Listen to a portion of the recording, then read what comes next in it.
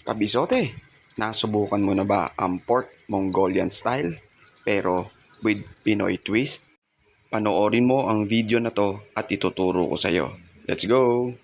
I-marinate mo lang yung pork kasim sa toyo at paminta. Mga 30 minutes ay okay na. Then, imekos-mekos mo lang yan, kabisote. Habang nakamarinate, prito mo yung patatas at carrots. After maprito, i-sear mo muna yung binabad mo na pork kasim. Kapag lumabas na yung natural na mantika niya, ilagay mo na yung mga aromatics, bawang, sibuyas at luya. Then mekos-mekos lang. Gawin muna natin yung sauce niya, kabisote. Magli ka lang ng toyo, oyster sauce, chili garlic, paminta, and then cornstarch.